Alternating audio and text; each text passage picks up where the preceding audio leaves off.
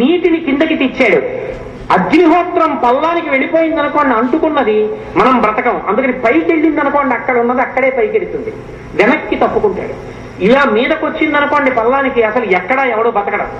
పరమేశ్వరుడు ఎంత దయాళు అయి నిర్ణయం చేశాడో ఆలోచించండి.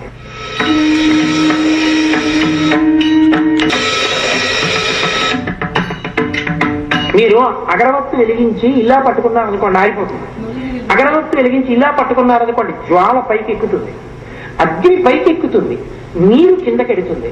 నీరు కిందకి వెడుతుంది కాబట్టే పర్వతాల మీద పుట్టిన నదులు భూమి మీదకి వచ్చాయి. గోదావరి ప్రవహిస్తోంది కాబట్టి కదా ఇంత పంటలు పండి ఇంత సుభిక్షంగా తినగలుగుతున్నాం. పల్లమన్నదానికి నీరు ఎక్కను అని ఎత్తే ఎక్కుతాననుకోండి, కొండలు ఎక్కుతుంది తప్ప భూమి మీదకి రాదు నీరు, మనం బతకం. అందుకని నీటిని కిందకి తెచ్చాడు. అగ్నిహోత్రం పల్లానికి వెళ్ళిపోయింది అనుకోండి, అంటుకున్నది, మనం బ్రతకం. అందుకని పైకి వెళ్ళింది అనుకోండి, అక్కడ ఉన్నది అక్కడే పైకి వెళుతుంది, వెనక్కి తప్పుకుంటాడు. ఇలా మీదకు వచ్చింది అనుకోండి పల్లానికి, అసలు ఎక్కడా ఎవడో బతకడం. పరమేశ్వరుడు ఎంత దయాళు అయి నిర్ణయం చేశాడో ఆలోచించండి. ఆయన ఆ ధర్మాన్ని పెట్టి ఉండకపోతే లోకాలు నిలబడతాయా?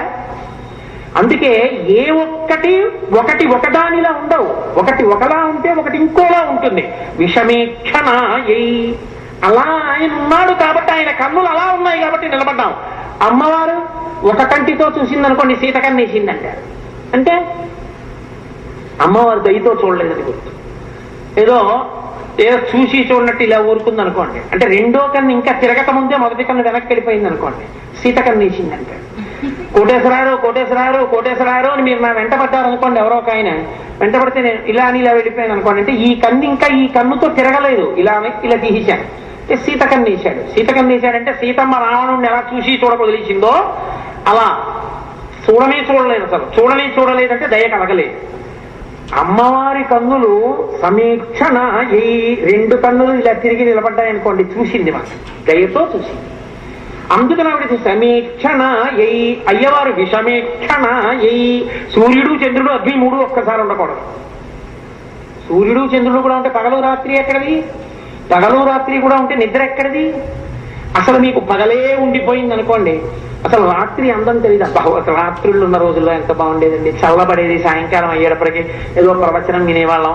అయ్యి బాబోయ్ ఎప్పుడు ఎండే చీకటి రావట్లేదండి, ఏమిటో మరి ఏమైపోయిందో, చీకటి ఎక్కడికి పోయిందో అంటాం. అప్పుడు సూర్యుడు వెళ్ళి చంద్రుడు రావాలి, చంద్రుడు వెళ్ళి సూర్యుడు రావాలి. అప్పుడే సంధ్యాకాలం అనుష్ఠానం, అర్చన, ధర్మము, యజ్ఞము, యాగము, క్రతువు, ముహూర్తము, చాంద్రమానము, తిథి ఇన్ని నడుస్తాయి. లేకపోతే అన్ని ఆగిపోయింది. కాలగమనంలో నీకు పుణ్యాపుణ్య